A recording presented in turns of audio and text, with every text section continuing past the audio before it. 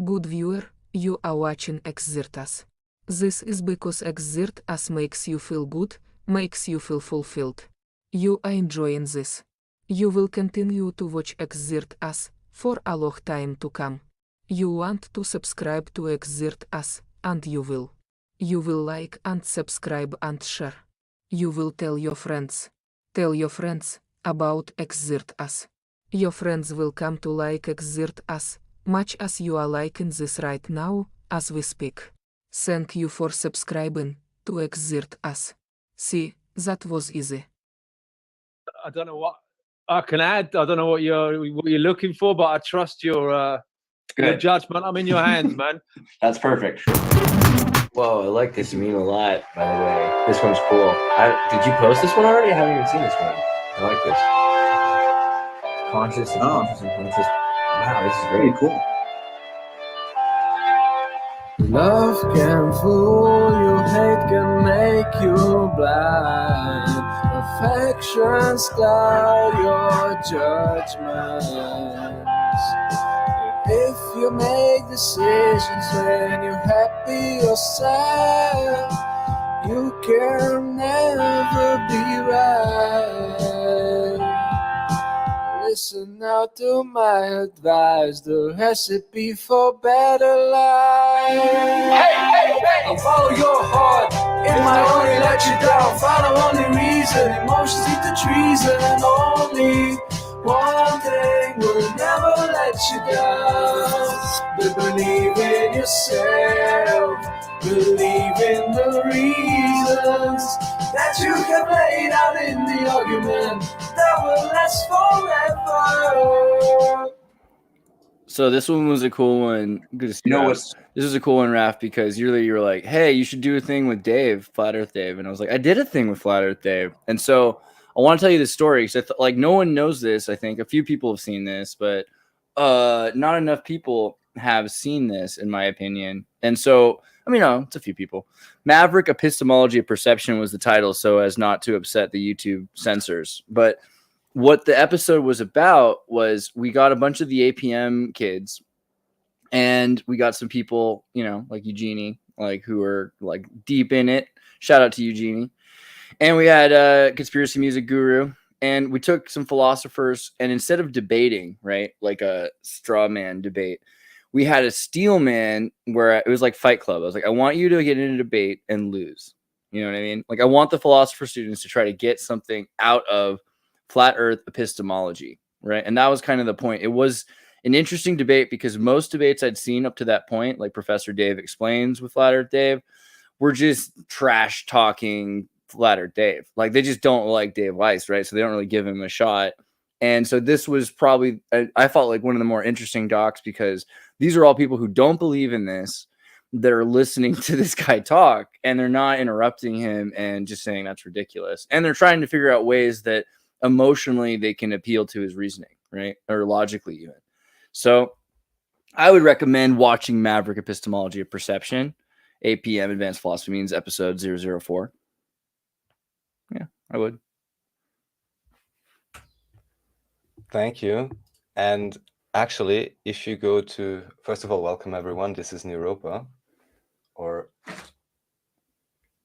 And we have a link list once again, which we'll gladly share. And this time, for some reason, I mean, for a good reason, there's so many things related to the whole Earth-shaped thing, but we can start wherever we like, maybe with the, well, there's no easier topics, I think, but other topics as well.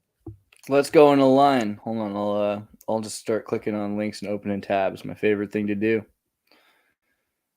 Why don't you like read the titles as we go through it? So today we've got Frequency Exposed. Ash, you got to read it. It's in German, bro.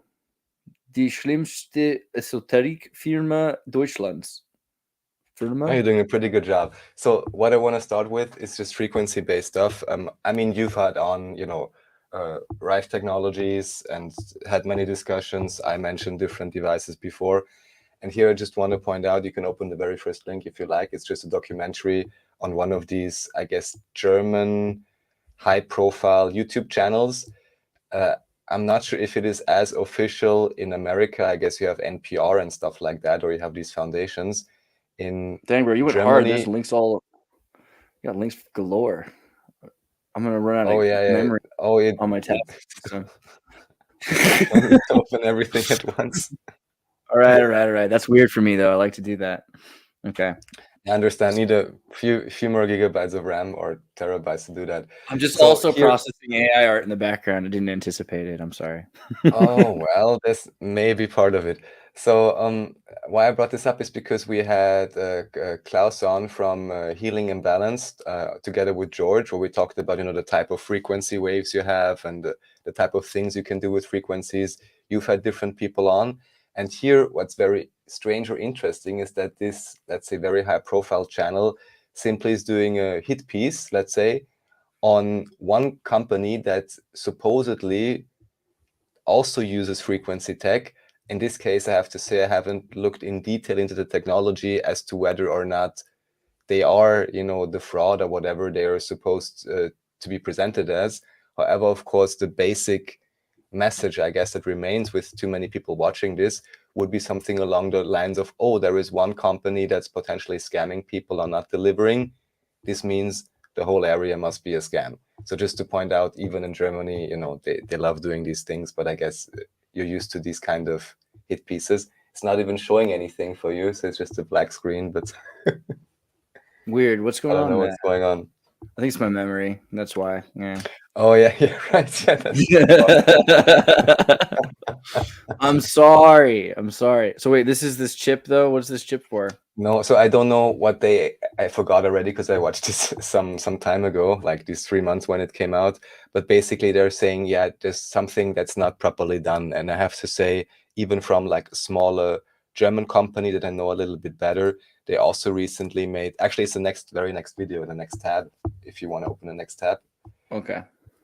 So this is in this case, all I can say is I know it a bit more because I know individuals that are in partnership or have been in partnership with this guy. And anyhow, what he's saying or claiming here, everyone has to verify themselves, is simply the idea that certain individuals then are copying certain technologies. And also, aside, let's say, from the base tech, which is supposed to be, like these Tesla-Lakowski multi-wave oscillators and so on, he's simply showing that this one company that now split off, apparently also, if that's true, is simply selling devices that cannot possibly deliver what they are supposed to deliver, but, is charging many hundreds of dollars for it, or euros. So what I just want to point out here, as in so many different areas, one has to be incredibly careful and exact in terms of which technology can do what is useful for me and what is actually a good deal, because you have many individuals or companies that are potentially delivering subpar quality or ineffective technology, and then potentially give a whole area a bad rap, just as if, let's say you have 10 doctors, and let's say only one is ever giving a bad treatment, and then 10 doctors practicing the same area of expertise get a bad rap or something, So yeah, this is the thing he's showing, because this basically, you would even be able to understand this. This is just some kind of a quartz crystal or something. And this is supposedly able to harmonize your the electricity in your house or something like that, which it simply appears with this type of level of technology you cannot do. And it's only like, this is really just like a $5 thing. That's the other thing. If I'm like, okay, I'm buying it, it has a nice logo on it and it's $50. Okay, it's still overpriced piece that does nothing, but maybe gives me a nice feeling. But in this case, if it's, so heavily overcharged and it's just a complete false promise, it's not good, especially because from what I understand, there are different technologies, of shielding or whatever you want to achieve that you can verify, and people should rather invest in that, but again, nothing new, this type of business practices, but especially in this effects, though, yeah. I don't know. It's interesting also because in China, people do like make fake things or everything. But a lot of time, because things get manufactured in China anyway, what will happen is they'll say, okay, but the factory is not allowed to run 12 hours a day because that's like crimes against humanity. And so China will shut down that factory for 12 hours a day. But the people running the factory aren't going to shut down the factory. So what they do is they build a puppet shell company, and then they continue running the factory for those 12 hours. In fact, they'll like make rules that they can only work for 8 hours, right? So then they can do 14, 16 hours or whatever they want to do, working on gray versions of the same product. The product comes through, They might stamp a different logo on it. They might not, right? Because I've seen this a million ways to Sunday since like for the last 20 years. These companies in Silicon Valley will come up with some prototypical design, and then I'll go look on Alibaba to see if I can find like the ripoff of it, and it always is, right? Like within like a week or less, you know. Yes, I mean this is that doesn't mean it's bad. Sometimes that stuff is just as good, right? Well, could be. Only thing is that especially with frequency technology, it's a there's no incentive. Particular. There is no what? There's no incentive. Like if there's no reason that you have to do it right, your company can fly by night and disappear. The only reason you're going to do it is you have a track record as a company, or if there's like an oversight commission. There's no one saying that there's like qualitative metrics. The problem is that because it's kind of a fringe thing. So on the one hand, let's say an ignorant mainstream can just wholesale attack the whole area of research, yeah, and then just muddy the waters and make it very difficult to discern which technology, you know, very simply put, what are the actual technical measurements, what are the real testimonials, you know, what are effects you can actually measure, what are the differences. It just makes it difficult because, and this relates to something else, and it should be the third link, even if I did everything right. Oh no, that's the Electrodome. And then we have, that's actually a bit farther below. Give me a second. Yeah, right. So I'm sending the link right here. We already played it on YouTube, so it should be fine. Let me copy this to the private chat. So this is something interesting. This is recommended to me, something HARP related. It's like a short documentary about this Turnbull Canyon and some kind of HARP device and strange things going on. I just wanted to share it. It was, yes. Oh yeah, and also about weather modification, basically. So supposedly already back then, somebody experimenting with these things and also referencing Tesla and wireless transmission of energy. And actually, why I'm bringing this up, I put the link in the private chat, so you don't have to search it. This is kind of one of the things where this seems to tie together a little bit. I guess you've seen her, and maybe I've even already shown something of her. Sabrina Wallace is her name, and the website is scienergy.com, but doesn't really contain a lot of information. Have you seen her before and what she's talking about? I don't remember. I don't think so. So basically, she's talking about something she calls wide body area network. And okay, here you have maybe even whatever says Nephilim up there or something in terms of maybe tying different ideas and models together. However, on base terms, what she speaks of and seems to have at least some knowledge of is basic networking technology and the idea of something she calls the biofield. And then the idea basically how it could already be possible to, let's just say, interface with humans through different technologies. I have not verified the various claims yet. However, at least some of the core documents she's referencing seem to be real documents and do exist. And if we understand the level of, how should I say, advancement of technology, I could imagine there's something to what she's talking about here. And just why I'm bringing it up, because independently, this seems to have gone around a lot now recently. Again, you see this is May 18th. And from different individuals, I received messages like, oh, what do you think about this? What's going on here?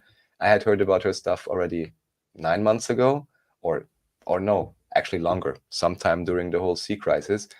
Yeah, maybe when you have some time, worth checking out, because she says, yes, referencing these guides and so on, and basically building her case that I can't even say how far her claims go exactly, but well, what I like about it is the idea that she's integrating the concept of a biofield, even to have make people aware that this exists. And actually what I want to point out is, regardless of how correct she is with anything she says in terms of potential weapon systems or surveillance systems or whatever that could exist, it is very obvious that the idea of bioelectricity and biostatic and the body as an electric system is deliberately being completely kept out of the limelight for the mainstream. Is at least my impression. Would you agree with that assessment? So it's like, oh, your body, you have this and that, but don't worry about any EMF, and don't even think about anything. Don't think there's cell voltage in your body or anything. So it just seems whatever there could or could not be, it would be an ideal attack vector, because most of the population is completely ignorant and wouldn't consider twice you know, And it's living considered next to a busy. It's just a tower. busy. They're thinking it's like talking in a loud room. Yeah, there's so many signals that they're like, well, you know, which one could it be? How do you mean? Well, just everything all the time, everywhere. There's all EMF everywhere. So it's just hard for them to be like, okay, well, this one, you know, you can't really. It'd be like if you're in a room filled with bullets in every direction, and like, how can you tell which bullet was mine? You know, kind of a thing. Yeah, well, that, but also just generally that people don't seem to just think about electricity in relationship to their bodies. Yeah. And even just the idea, I mean, at some point people said, don't sit in front of the microwave or something. And then, of course, if you have different types of potentially irradiating frequency, and it's slowly being turned up because of advancements in mobile technology, for example. En passant, do you if you're on Minds, do you like, is there a way to stream this directly to Minds? I should ask Bill Ottman about that, because that would be really cool. Actually, I would be happy to stream into the Minds platform directly. You know about Minds, right, Raf? Yes. Yeah, I feel like that would probably be a good community for this. That's true. But I don't know. I think the idea that EMF is being like, it's hard to say that it's that.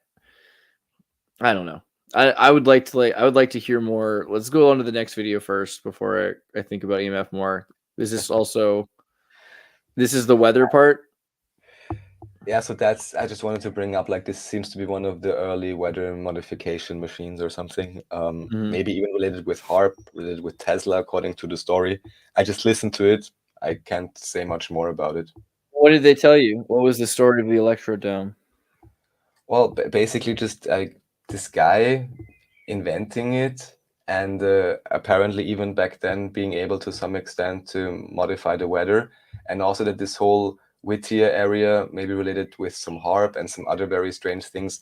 I don't have the comments on hold right now, but there were a few. It seems like this Whittier place overall is interesting to check out. Did they explain what happened to these things? Like, where did this guy's towers go? Why these days you've got, you know. Well, they just brought up the quote because the guy who does this even said there's nobody alive now anymore who remembers the story or who witnessed it. So he only brought like at least the quotes where, who was the famous electrical guy back then, or investor? Edison? Maybe, and basically just say, you know, this whole idea of, oh, not on my dime, you're gonna transmit electricity wirelessly. So JP Morgan. Yeah. Well, I don't know. I mean, I think that's the thing, is like electricity is already everywhere. That's kind of the point of that EMF issue.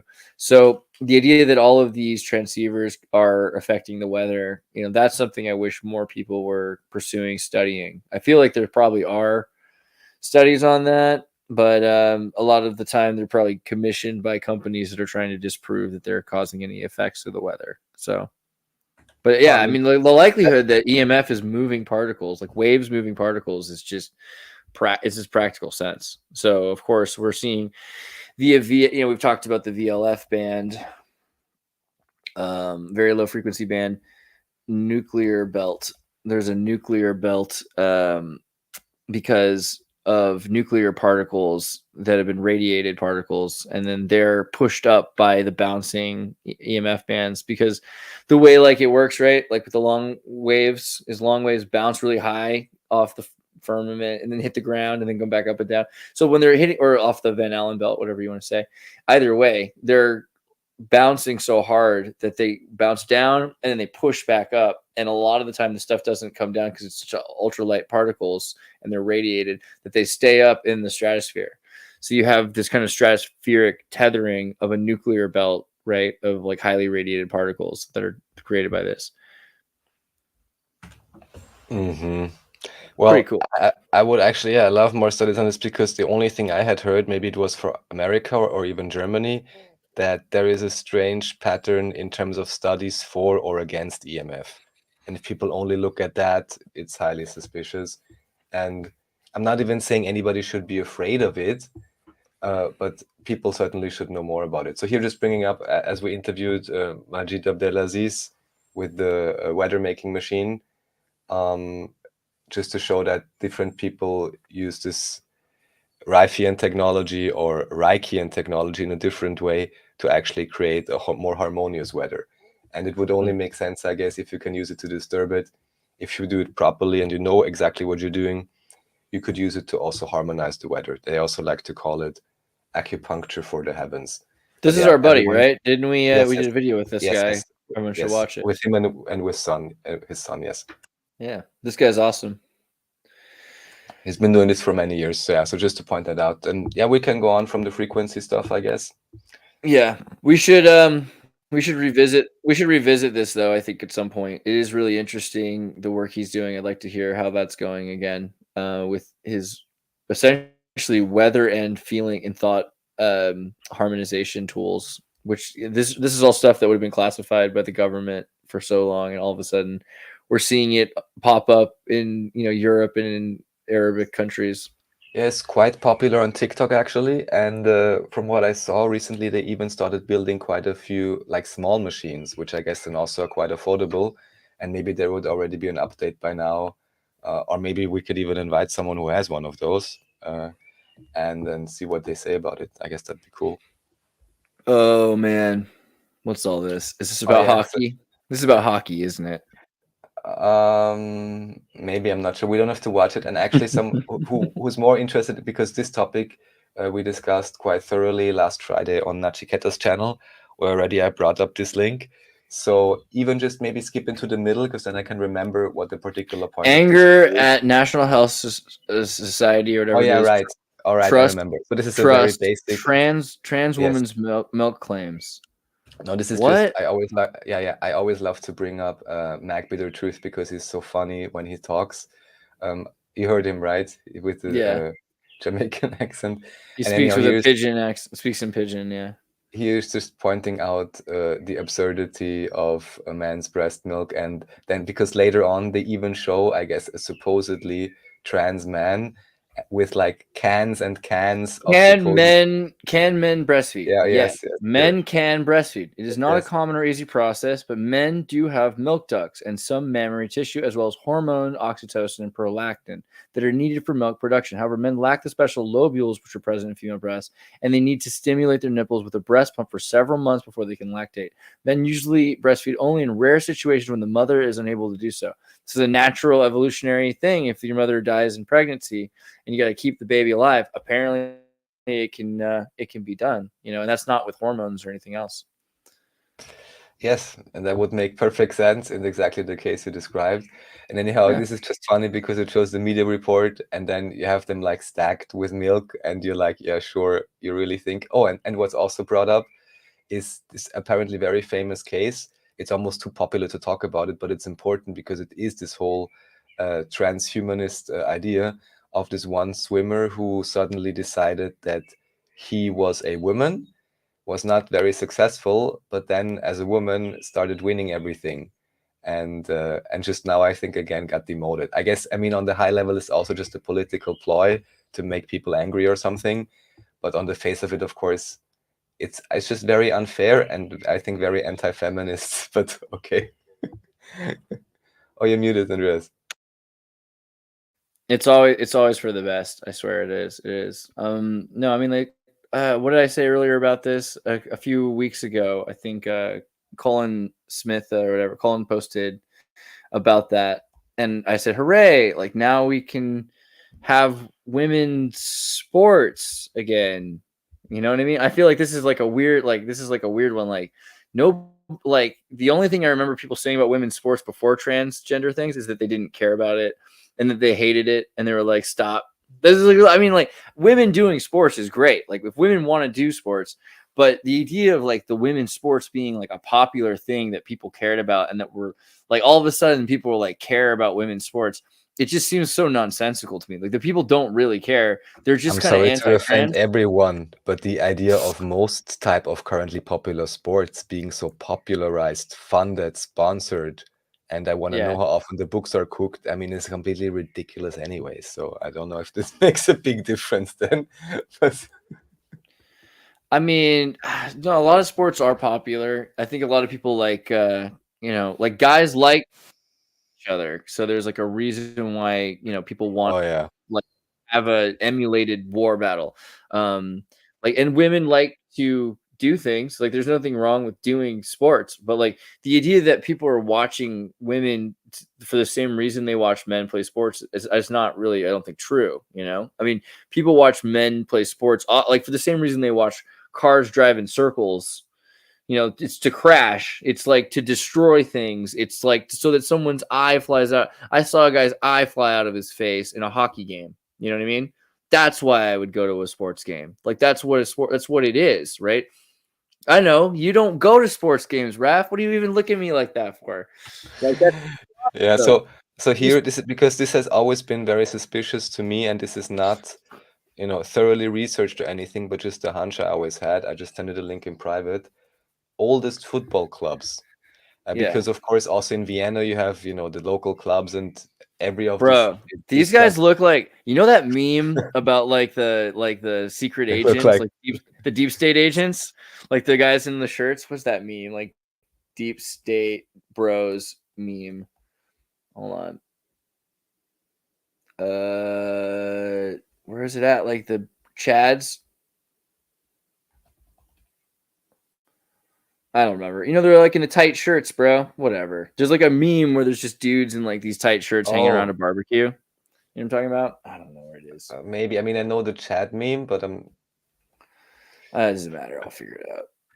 So anyhow, what's always been suspicious to me, all these football clubs or whatever they call it, they love to put their data foundation on their logo. And in Austria, then you oftentimes have, 1890 something, 1905 or whatever. And to me, it never really made sense, just as if this is like, where does this sport even come from? And if it's such a big thing, so basically without the idea of resets, I don't see how people wouldn't have played that earlier, or whatever supposed change would have occurred that suddenly people started playing these games. I mean, probably this whole Olympic array of games very much seems to be like a new world implantation, basically. But that's just my suspicion. Yeah. I mean, also I think it's like to train people to be more savage. College sports. I mean, that's highly controlled environment, and I guess that's where much of this is kind of springing from, I guess, at least in the US. But yeah, anyhow, that's always been suspicious to me. Yeah, it just seems like they're like the Mellon or Carnegie Mellon brothers, right? Like people that are trying to train people to be more violent or more capable of existing in a violent world, like because they're wealthy, or so they want to make sure their kids have the edge, so they give them like this ability to do violence in team sports. But also the sports have changed a lot, right? Like they used to be a lot more violent, and they had no protection or anything like that, and people got like a lot more hurt. People get hit in the face with a baseball and die all the time, right? Well, I'm sure, but when did they start with that? I mean, baseball, there's a good civilization would have a sport where you, as the parents, then risk your child. British people are wicked. Yeah.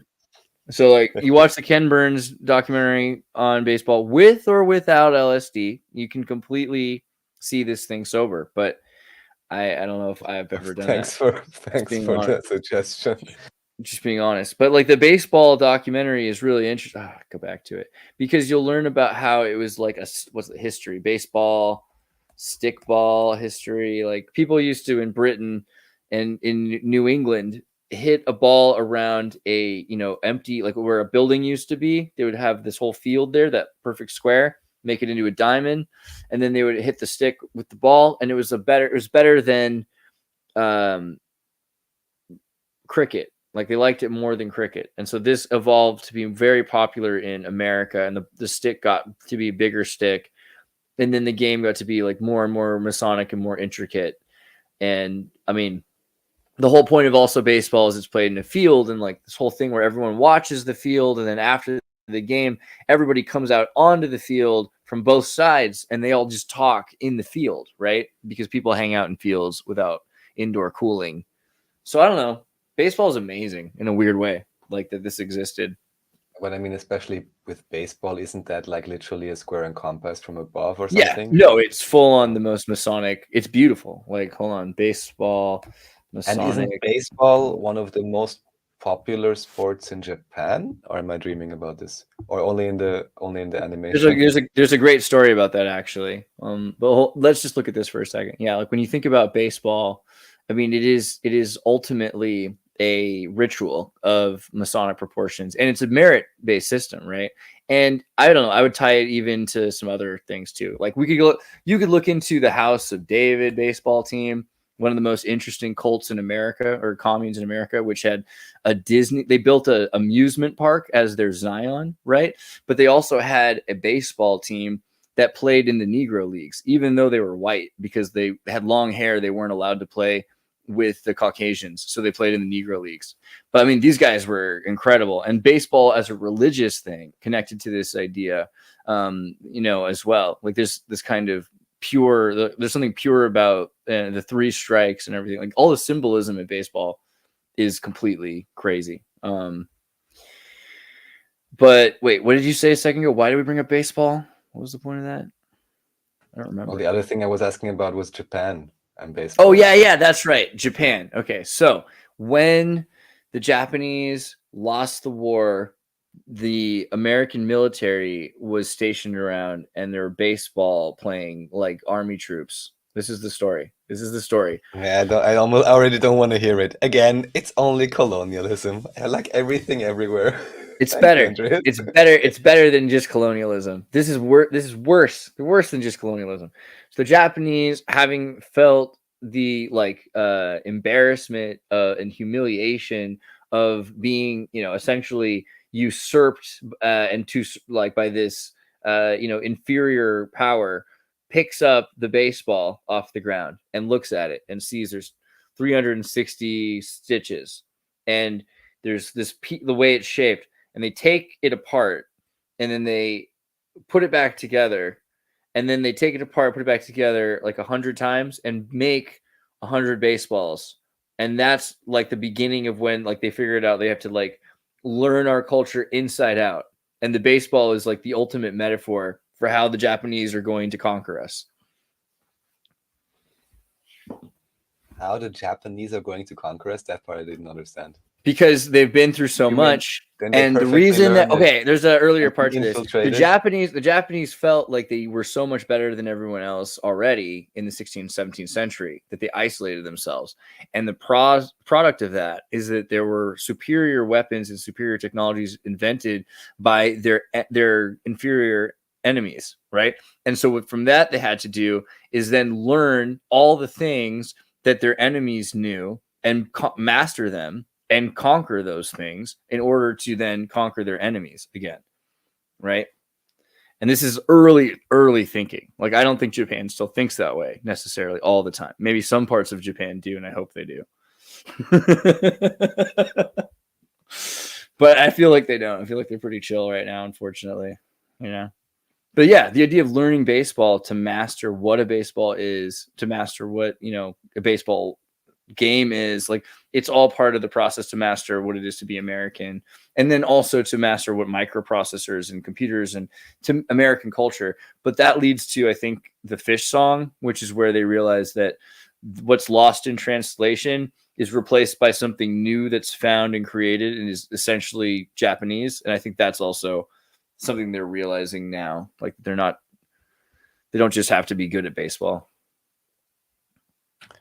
Yeah, well, all I could recently think of is that I finally got, at least for myself, an explanation as to why the animation Neon Genesis Evangelion was so incredibly popular.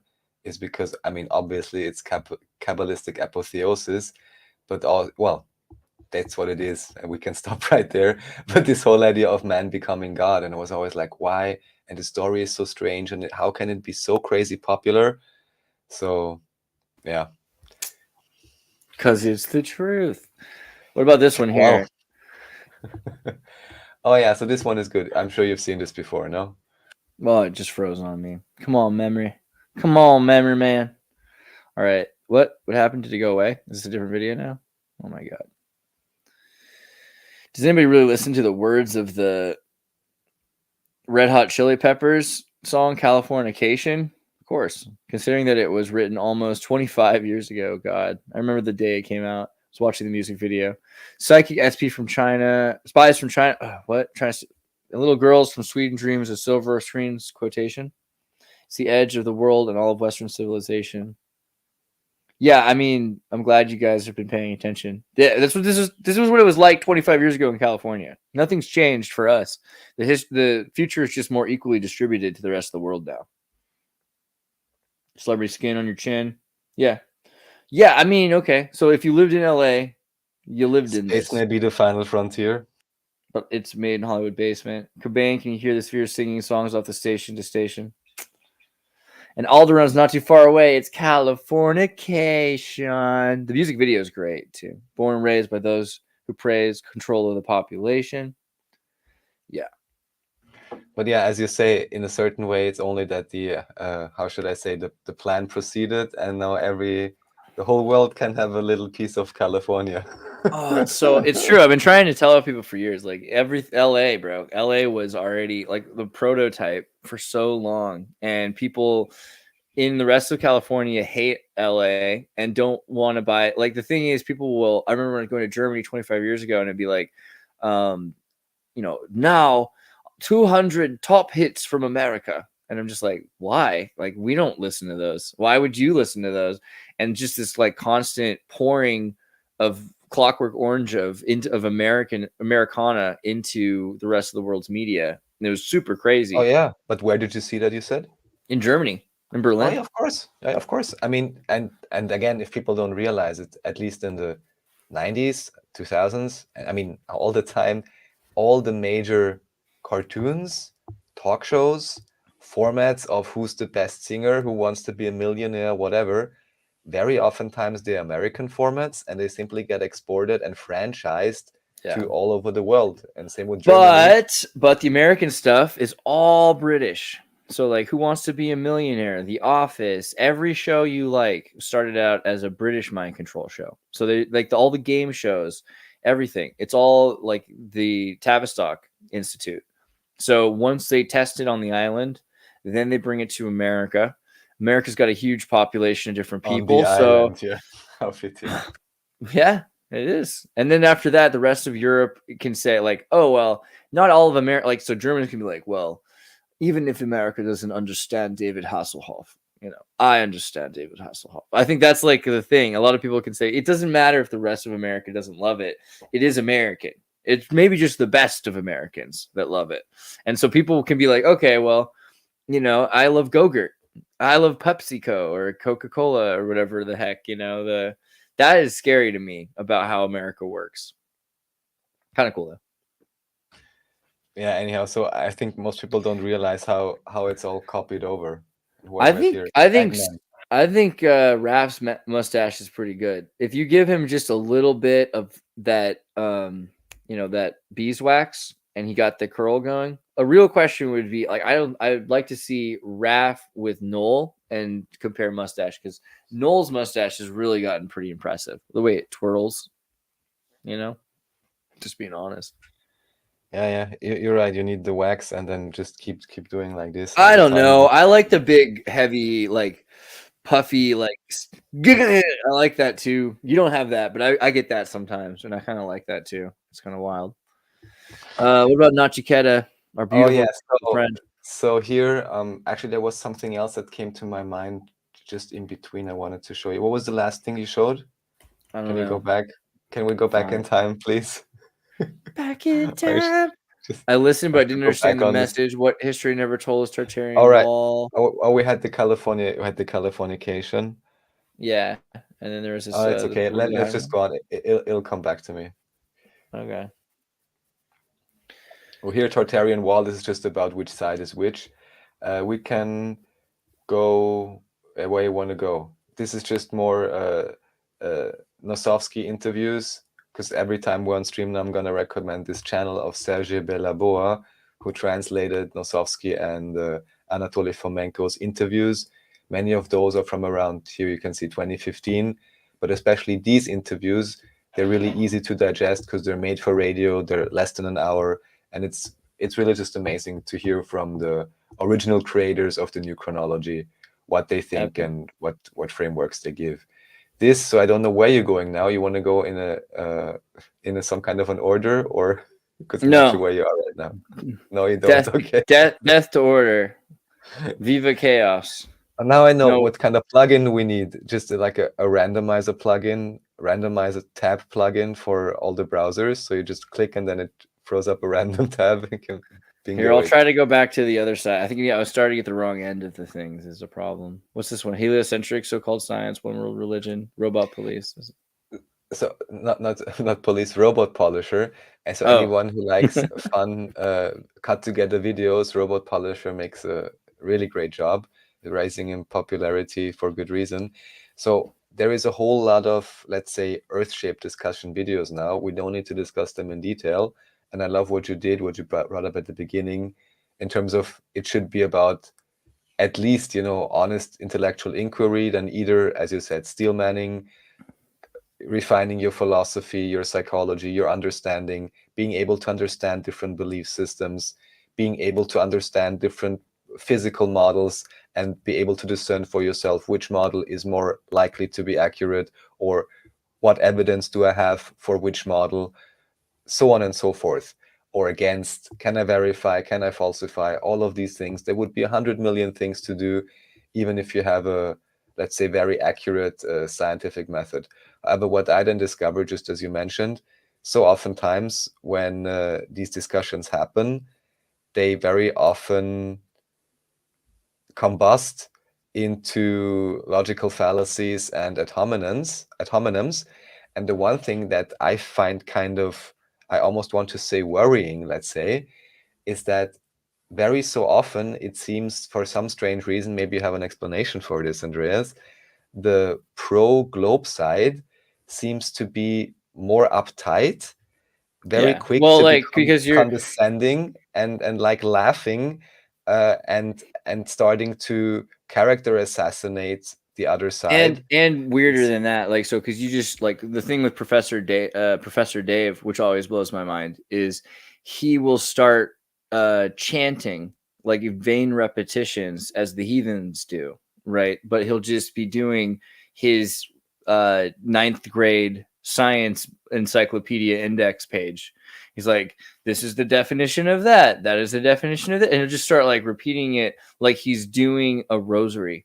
And it's just to not hear anything else.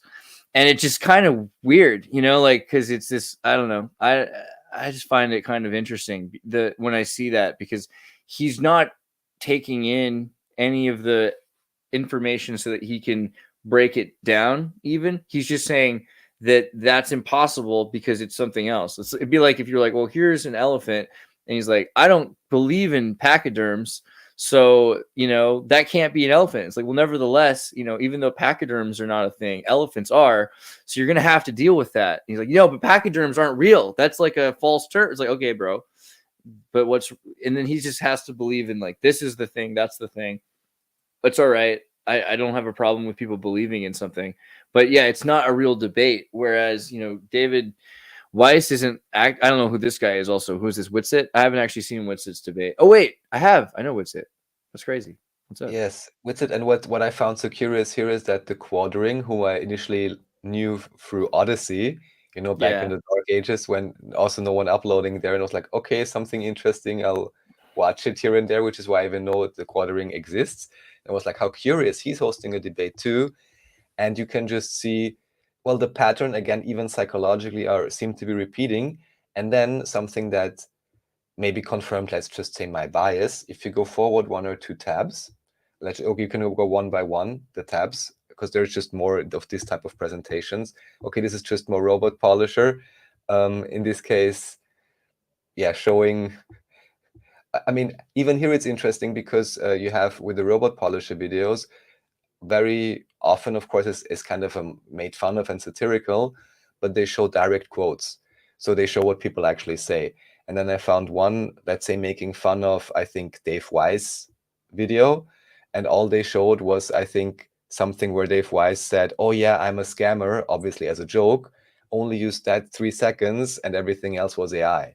So I was like, at least satirize something what somebody actually says, but here you can also kind of see the I don't know, dimming down of the content. This was a debate a few years back. You know, like Dave doesn't pretend to be like some sort of a, you know, genius, but he does know as much as you could know from constantly being yelled at by all of these people that seem to think they know what they're talking about. And he's bothered to read, like, every time they say something, you know, he watches the recording again and again. He finds out what it is they're talking about. And, you know, so far I haven't seen him really come up against something he can't debunk or find a logical explanation for. And so I'm just saying, like, Dave's doing some nice stuff. His app is chill. If you want to just know about the idea, if you want to see the world through that model, just to understand what it's like, he's got an app that you can, you know, check out. I don't know. I think it's kind of funny that people treat him like he's like, I mean, he's not like a very effective scam artist if he's a scam artist. Like, as far as I can tell, he just seems like a guy who really wants to have a conversation about this. And it would be really fun for him if people heard him out and then, you know, corrected him, or he was able to help them see something that they misunderstood. Like, he's not necessarily gonna die if he found out something that he said was wrong. Like, I think a lot of these guys, like Professor Dave, man, like, he would lose it. If all of the stuff you found, think about it, like, all your life is built on this stuff, and it turned out, like, you start finding out, well, actually, we had to, like, kind of fudge the numbers because the Soviet Union was going to get, we had to do this and that.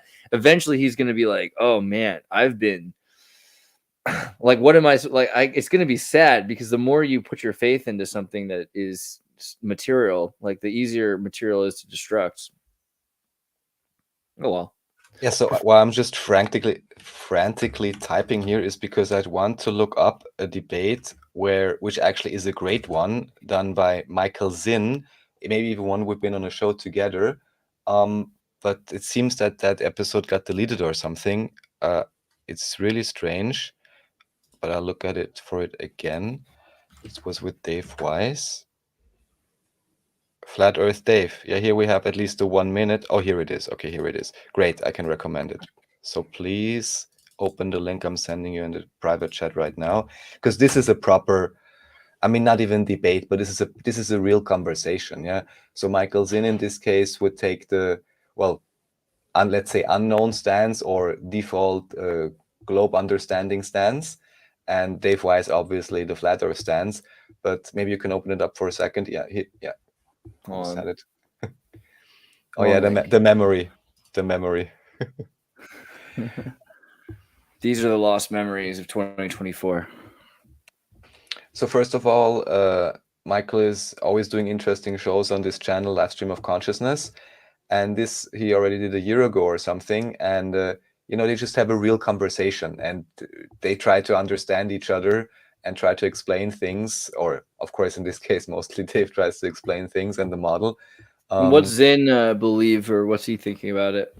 Well, I would say at this point he just had the, I guess, how should I say, default belief that you get taught at school for you know, just not having dealt with it, but which is why he wanted to interview Flat Earth Dave, just to learn more about it, right? And this is the approach, I don't know, logically, scientifically, anything should be.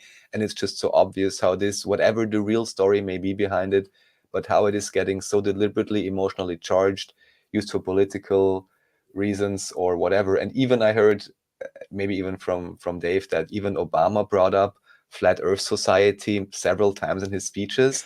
It's early like on. So if you watch the Hindsight 2020 Alan Green documentary from Sync Book Press, you can see a lot of those clips. And really, it's interesting because he says the Flat Earth Society, and the Flat Earth Society is kind of a joke, right? Or isn't it kind of a government-run thing? Yes, it's not this. There's a Flat Earth. It's like difference between like people believe in Flat Earth. Yeah, it's a supposed straw man to basically have people get confused and then think all of these people are completely insane. Whereas, of course, you can never put one label or one idea and say, oh, the whole group is like that, first of all. But secondly, it seems from all the, I don't know, I guess more well-known or trusted people, proponents of alternative Earth-shaped We don't have time for a Flat Earth Society debate. Yeah, that's a good one. None of them subscribe to anything that this website says, from the conversations I listened to and from what I could gather. So, and why there is so much talk about this, maybe you can go to just the next link, then we can go through it, and it's all kind of related. So, but don't skip anything. Is there some one? Maybe there was one before. Go back, Tempe. Okay, this is just more robot polisher. That's good. It's just, again, fun videos to watch. Highly recommended channel. Then here, this is interesting, because at some, maybe there was one of those debates, and someone recommended, said, oh, go look for mind shock, logical analysis. I was like, okay, whatever this could possibly be. I'm not sure if you ever stumbled across this channel. What this guy says he does is he's simply counting logical fallacies when people are debating. So whether it's ad hominems, appeal to authority, false equivalency, I don't have all of these stacked in my head. I just have a slight intuition as to when people start, saying strange things. But it's good, of course, to know these terms. And yeah, that's just interesting. I mean, I don't even know if is logic a value in itself. I guess most, not even computers, but most things wouldn't work without logic, or I guess even communication wouldn't work without. We kind of talked about that yesterday a bit, because synchronicity seems like an offense to syllogism logic. So the idea of deductive reasoning and how people will make illogical synchronicities or coincidences, conclusions, and inferences. So for a long time, it was more important to focus on syllogism so that you didn't accidentally make illogical inferences.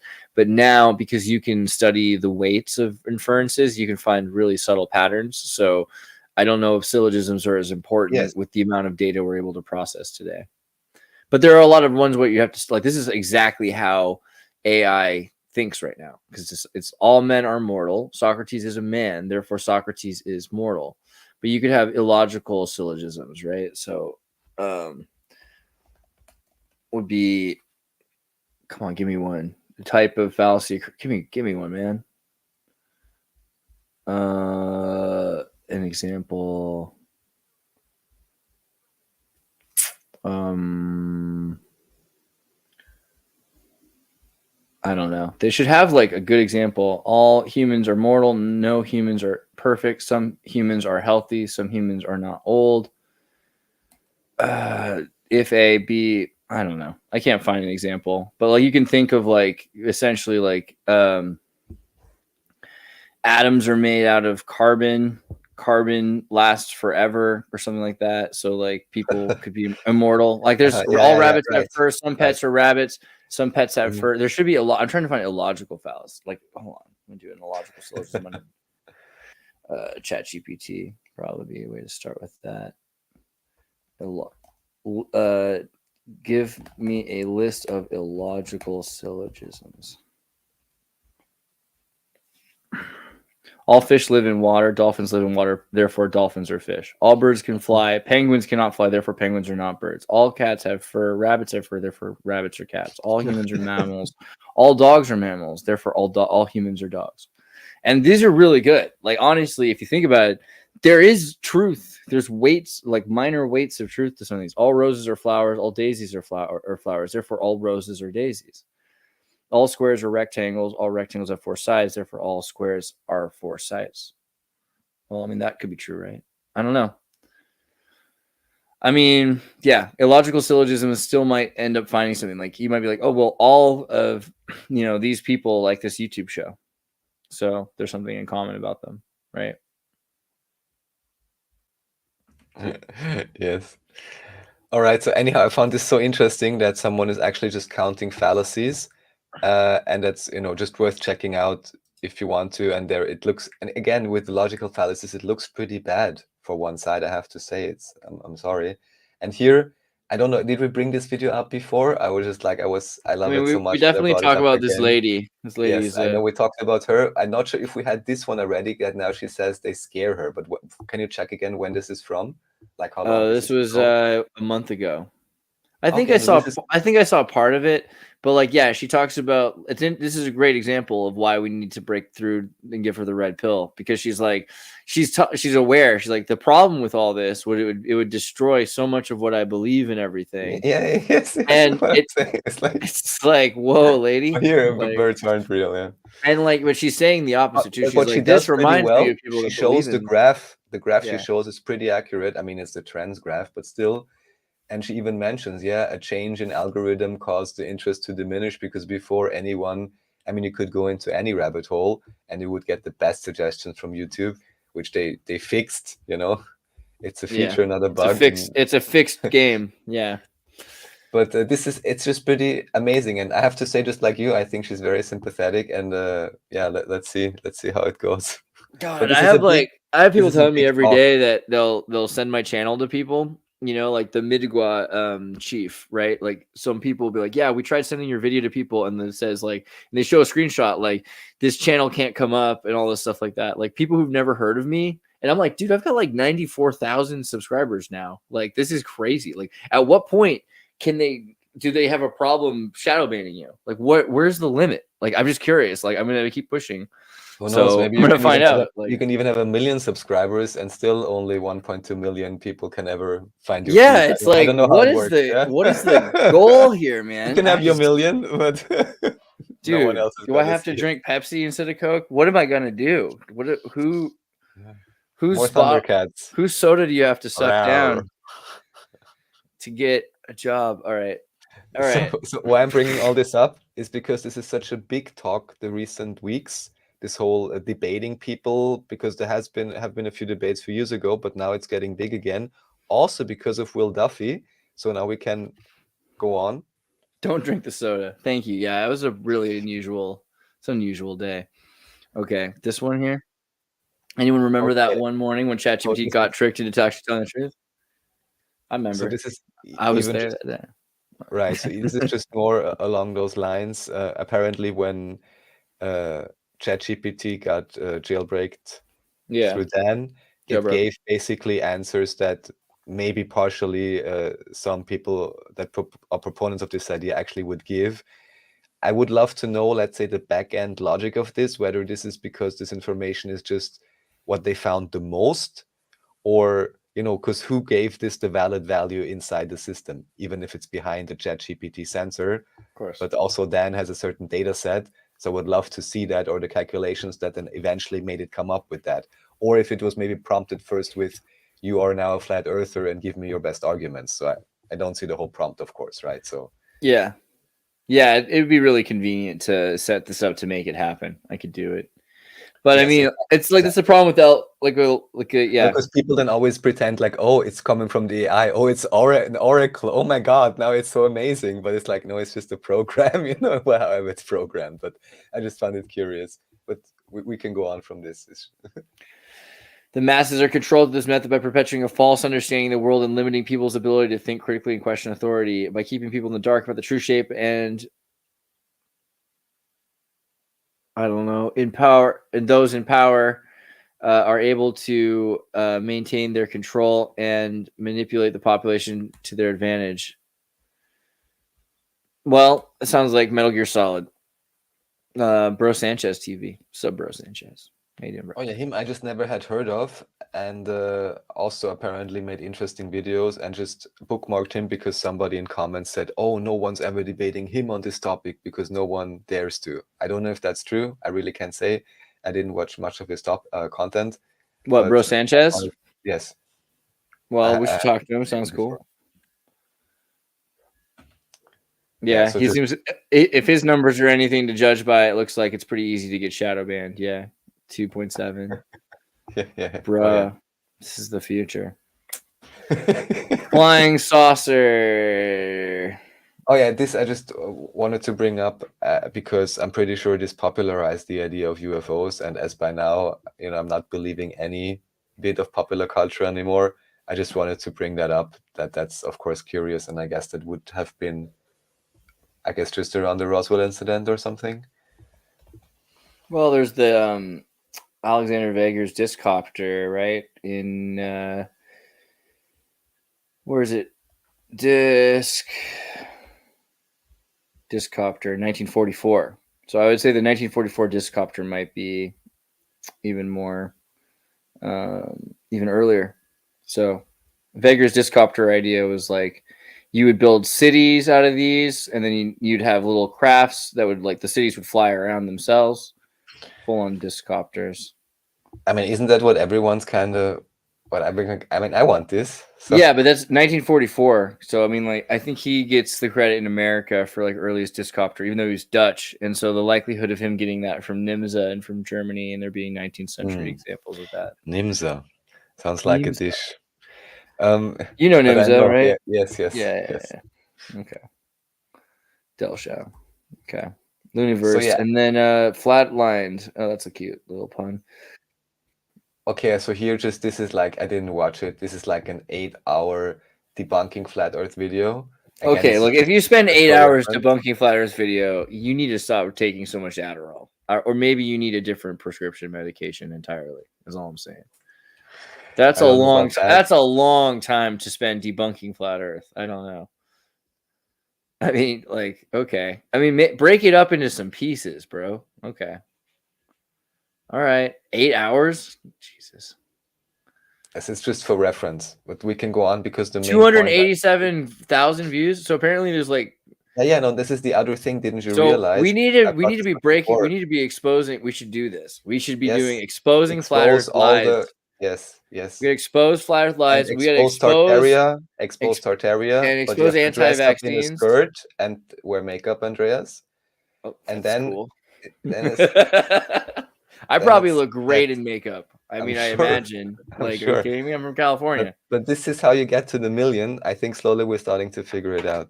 Oh my God. And why I bring up all this Earth-shaped stuff is because now there's this guy, maybe you heard of him, Will Duffy. He has an interesting backstory, let's just say. And he did some interviews, even one with Nachiketa, which Nachiketa did, I think, a very great and neutral way. Here we're already somewhere else, Andreas. Sorry. We're somewhere in the... But that guy's mustache, bro. That's a mustache right there. 1 second. Let's get a look at that. Look at that. Sorry, where do you want me to go? What am I supposed to look up? So I'm not sure if you already kind of like skipped over it now or not or something, but basically you have on the links Live with Will Duffy, for example. This is Nachiketa's interview, which I think was pretty well done. I had that open somewhere. Hold on. Let me see. Yes, you already had everything open, but it's here, Live with Will Duffy. So maybe people already have heard about this. It's a bit of a strange story. Will Duffy apparently, even I could find that link, was a Forbes.com contributing author or something. And now he's apparently a pastor. And what's the interesting thing is he has this website called Final Experiment, where he's lining up different interview guests. But the whole idea is to send 2 or 4 individuals to Antarctica and have them observe whether or not there's a 24-hour sun, because supposedly that would ultimately decide the shape of the Earth model, which for 100 reasons I can think of, there's a million more factors to verify for before this could be said. So that in itself to me is a little bit strange. And also it seems, unfortunately, as if Will Duffy in his own mind is somewhat biased, so that he recently made videos very, very, let's say, anti-flat Earth. Oh, that's perfect. So what you need to do with theology, but listen to this just 1 second. But also interestingly enough, that he, because of something he saw in high school, was always skeptical of the Apollo missions. Of course. But then he did some research, and then he realized, yes, it's all as they said. This is a story I never ever heard before. Right. So this is the thing. I really want to go with him because, like, I will, if I have to lie to you and say that the world is a sphere so that I can go beyond the ice wall, I'm about ready to do it. You know what I mean? Like, if that's all it takes is I have to just like pretend that it's not true, and then I get to go there. Maybe is that what he's going to do? That's what it sounds like he's doing. Because he's going to like, well, the way we're going to prove it is we're going to go to Antarctica, to the main city, and I'm going to get to hang out, in like the pyramid under the ice wall. No, but that's the problem. But that's the other And then problem. I'll tell you it doesn't exist, right? That's what, like, cool. Yeah, that's like and that will be, that would be fun. Because it's a lot. Because it's a lot. I wouldn't put it past anyone, you know, if they say they really want that, you know. But the issue Eugenie, is, we love you. Did you see that we shout you out? We literally cameoed you, Eugenie. We love you. At the beginning. But the issue I'm having is, from what I understand, I mean, Dave Weiss, of course, brings good arguments. Brian Stavely also great arguments in terms of why there are many other factors, and obviously you cannot decide a shape what you're standing on by looking at some lights in the sky. But also the main issue simply is that they are going to a sanctioned location, basically. They're doing a trip. It's like taking a trip with what they call Koryo tours, or what's the North Korean agency, you know? So I'm like, how do you expect to be able to do anything? I mean, I can put up a Copperfield show and show you whatever I want if I can exactly control where you're allowed to go. So that in itself is very, very strange to me. And yeah, I don't know, like there's... Dude, he wants to. He's trying. This guy's gonna be famous, or he's gonna be in charge of some. But the thing, I mean, maybe. But the thing is, have you seen, or have I brought this up before, the really great interview with Dave on Alex Jones with Eddie Bravo? Maybe I brought this up before. It's like super entertaining and really well done, I think. So definitely, somehow, for whatever reason, the topic is raising in popularity or clickbait, or I don't know what's happening. Only the past 2 months. Eugenie says to get a session with him. Let's talk to Will Duffy. Let's get it going. We'll talk to the guy. I mean, yes, I have the East German exchange student who I grew up with visiting right now, and it's interesting because he like lives in Dresden, and he was very like East Germany collapses, then Europe starts to collapse. So he's just now, and he's known I've been doing like conspiracy stuff or like synchromysticism stuff or whatever. He's just now starting to disbelieve in everything, and like he high-fived me when he found out I wasn't vaccinated in front of my mom. He like stood up. He's like, yeah. So like this is good future for a lot of people. But I asked him, I was like, yeah, like by the like we were talking about some stuff, and I randomly was like, oh yeah, by the way, like about like the moon landing, right? Like you know that's bullshit. Like that, right? Like, and he's like, oh well, I hadn't really thought about it, but I'm starting to realize that everything is nonsense. Like you really think that you couldn't, like the East Germans and the Soviets couldn't get to the moon, really? But some American cowboys could? He's like, yeah, right. His wife started to laugh too. It's like, yeah, all right, fair enough. Like, that's ridiculous. It's completely ridiculous. I don't know why I believe that. Like, it's Hollywood. Oh, yeah, that's right. I watched a movie about it. So, I mean, I don't know. I think everyone's getting to the point where if you think about it at all and you have any practical understanding of it, you can't believe it unless you're incentivized. And if someone's incentivizing you, like, like who are you going to vote for? Well, who's paying me? You know what I mean? Like, that's then all I can say, if that's your stance, if you do interview Will Duffy, which I think would be amazing, and I only hope he's up for it. I would love to understand more what he understood. Maybe he mentioned somewhere. I didn't watch all his interviews, but I would really love to follow the logic, because everything I ever researched from whoever seemed to be interesting and thorough in their research in the different independent individuals, German or American, whatever, it was just like, how should I say, truckloads of evidence that suggested that the official story or whatever footage is not exactly as presented, and never anything to the contrary. So I'm really wondering what kind of research he stumbled across, or I don't know how to say. Yeah, right. Like, did he get to meet him? Did he get to meet the aliens? Is that what he's saying? Like, he's got to be saying that. Right? Yeah, probably. You can meet the aliens, but then you have to say it's a very limited space. You can't go anywhere, and there's nothing to see beyond whatever there could be beyond. And so they're going to rape you. Yeah, well, let's not go. Let's be real. Let's be real. Let's not go there. Be careful out there. It's not safe in space. It all starts to make sense, I'm afraid. Yes. So anyhow, just wanted to bring that up, that this has really raised the bar now for these discussions, and hopefully makes more people interested in it, and just, make their own observations. Because even then, individuals I even know that made whatever simple test they can make over lakes and so on. Yeah, I don't know. It's a big mystery. What can I say? So yeah, we can, if you want to go on, we can go on to the health thing. And then there's a bit more reset stuff. Where do I go? You go, yeah, so her we had already. Oh yeah, now you're starting from the bottom again, but that's okay. Where do we want me? I'll just type in health. Here we go. Yes. So the first thing is the hippie doctor that quits, the guy with the mustache. And basically, this is just a very short clip. I have even no idea who he is exactly, but just basically explaining how he realized how the system was working against the actual health of the individuals. I think it should even say it here.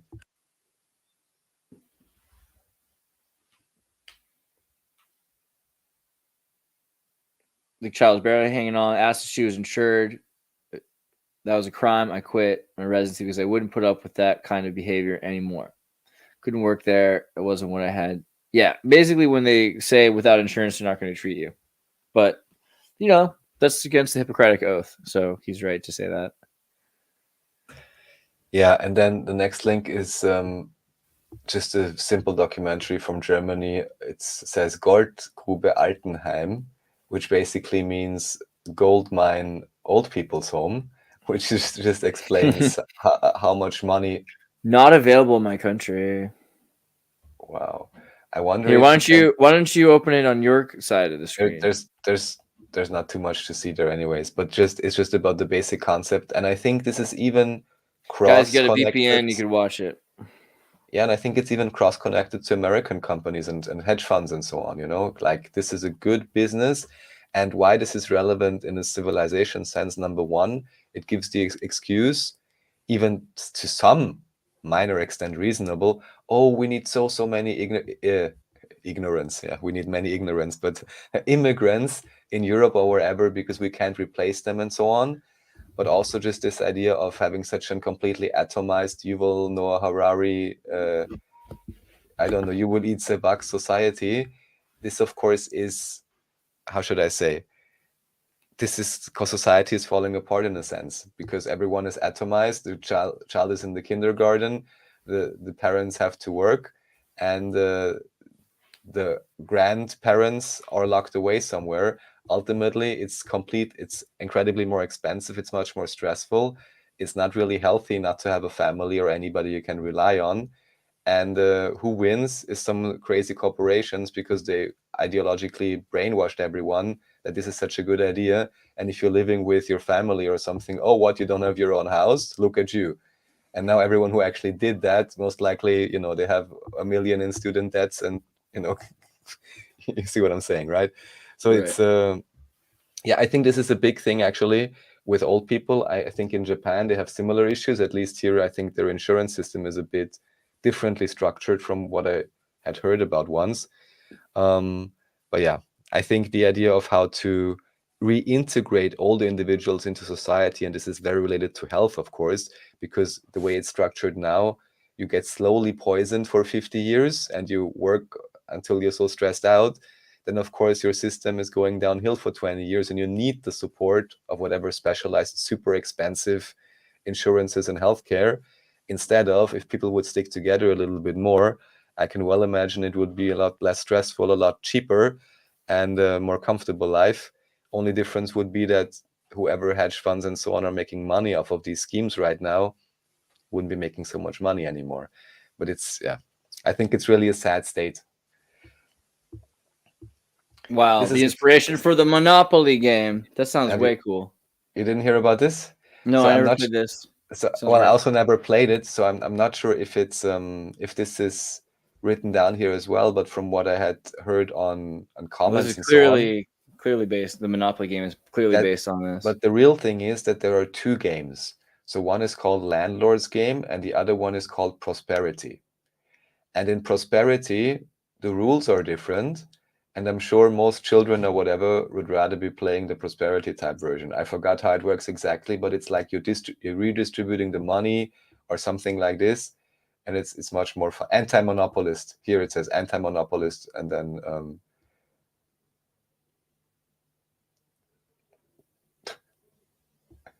it's the memory. Here. So yeah, two different rules. Anti-monopolist. Anti-monopolist rules reward all players during wealth creation. In the anti-monopolist or single tax version, later called Prosperity, the game is won when the player with the least money doubles their original stake. I mean, think about that. And just think about how many unnecessarily frustrated sessions you've had with that game because it's almost like a badly designed video game with these runaway effects. I think, yeah. Because I don't know. I love Monopoly. Yeah, I'm sure, but the randomness factor is not enough to like tilt it back once it has gone a certain way. And how many children or how many family afternoons would have been a lot more fun and give a better atmosphere if it was about cooperating in that game rather than only presenting the one type of game rules. I mean, don't tell me they couldn't have afforded to insert another small leaflet to be like, oh, by the way, you don't want to frustrate your 5-year-old child for no reason? Try that version. You know, how are they going to learn to compete in this world if they can't play Monopoly, of course, right? Yes, thank you. But this is like, so how much more obvious can social engineering be? I wouldn't know. In the single tax version, anti-monopolist is also called the single tax version. Yeah, well, I mean, we're going to have to get a copy. I'll print this out. We should play this at some point online as a group. That seems like a good game to play, anti-monopoly. I mean... But I mean, at least Monopoly teaches you about the real state of the world. So right. I mean, it's interesting looking at the look at the patent of it. Look at the patent. The center of the patent has this Melchizedek star. Mm-hmm. The order of Melchizedek is the only thing with the right to tax. All taxes are in the hands of Melchizedek. With all the robber barons around 1900, even in official history, it makes perfect sense. They simply had their fun time a few years, and then they said, oh, let's make a game about it. And then 70, 80, 100 years later, children can play it, and they can realize why the world is the way it is, because this slight tinge where you can tell, oh, someone's owning 60% of the board, he's going to own everything, already occurred at least 100 years ago. Yeah, but this is a smaller scale, because instead of saying you're going to build, you know, like maybe you have a building that you have all of the services in, and you don't have to pay for them because you have your own sustainable fiefdom, right? So this landlord's game is to attain a fiefdom, and there's enough room for many people to have fiefdoms. But in Monopoly, it's the United States. There's only one Park Place. You know, that's kind of the idea. And so you get to a point of monopolizing power that's beyond a fiefdom. So I don't know. I think this is a good game. I don't think Monopoly is as good as what this is. This landlord's game sounds great. Yeah, I never played it, but I thought it would be fun to bring up. And especially this prosperity version also, which conveniently was... Stefan's in. Got to do it. Let's play that game. All right. What about the Rheinweissen Lager? Oh, yeah. This is, again, a turn for the super dark. I think I brought this up once before in relation with Bletchley Park and the PSYOP operations from the UK directed at Germany. Again, this is all official history. And just pointing out... I mean, what's already even strange here, it says 19 on the very front. But still, so I heard this from different sources. Obviously, also I wasn't there. But simply to everyone to investigate also what happened just after, I guess, the war was concluded. That you had many, many, many Germans in this case, from what I can understand, standing around in the fields and not being treated very well and potentially... starving and all kinds of things. Just in terms of how to do psychological trauma that is completely unnecessary at that point, of course, and where you can also see it's never really about defeating this or that, but it's about defeating the populace through whatever way. You know about the parade of the vanquished, right? Maybe I heard of this, but I'm not sure. So every German should tell every child in Germany about this. The defeat parade. A march of German prisoners of war on July 17th, 1944, into Moscow. The parade was a result of the ongoing Operation Bagration of the Eastern Front. During World War II, large numbers of German troops were held captive by the Soviets, and the operation was considered a turning point of the war, representing the largest loss of German troops. Approximately 57,000 captured troops were chosen, organized, and paraded through Moscow. These men were among the most healthy to make the march, as close to half of the total losses for Germany during the operation came from 160,000 troops dying on the march to Soviet prison camps. So the parade was used by Soviet leaders to demonstrate the success of the operation. Freaking nuts. Completely and you can still watch it because it's the Soviets. So the Soviets have the most gnarly propaganda campaign. And, no one was seen again. Like 15 to 30-year-old guys or 15 to 50. Imagine because at the end of the war, almost all the able-bodied people, a lot of them were dead. So you're drafting teenagers and you're drafting old men, and you've got anybody who survived left. This is, all of them just unsung. Not like they could vote, not like they had any political aspirations or ideas. These are just dudes. So I mean, granted, at the time, this is just considered war crime stuff, and so there's no there's no way to every other country, the Soviet Union, United States, Japan, etc. They'll have memorials, right? But you can't have memorials for them because the side was the Nazis. So of course, even though they're just soldiers, this is even a political topic today, when any conservative, or of course then painted as right-wing extremist, and I'm apolitical anyways, but they sometimes do these kind of things, and then always everyone else is like, oh my God, how could you? And I mean, of course, they were also someone's family. So it's all I'm trying to say. I know, but this is a kid who gets picked up and is killed. It's not justified on any level. I mean, it sucks that there's war. I mean, it sucks everything that happens, but this isn't justified. Revenge isn't really justified, and it's again, this isn't revenge against people that were running camps or something like that. These are just kids that were picked up and forced, to the front lines. Is the name of Michelangelo a stand-in for Satan? I don't think so. I usually go with Samuel. I'm curious why you think Michael would be. What's interesting, and this is something that Didier Lacapelle showed, who also did a great presentation here on Neuropa on your channel, Xirtus. He actually showed from a Russian museum, whereas it appears, I hope I'm not making this up now, but this is the connection I have in my head right now. Basically, that Michael could even be a stand-in for Mohammed. I can see that. I think because Michael and Gabriel, but in Mormonism, the angels are the pre-souls of men, and so the idea that the angels have become human, the archangels have become human and have ascended again, is also a thing. And with Muhammad, he meets Gabriel, right, which is the trumpet blower, very similar to Moroni blowing a trumpet. So there's something to the idea also of the angel. I just don't think Satan, the idea that Michelangelo is an accuser, I see Samuel as the accuser. I'm not saying you're wrong. I'm just saying that Samuel really plays that part. If you look up Samuel, hold on, you can see that picture of him, I mean, first off, the Gnostics, get Memory Man on here, he'll tell you. But Jacob wrestling with the angel Samael, right? There's something about that idea of Samael is the angel of, associated with destruction and death and all this other stuff as well.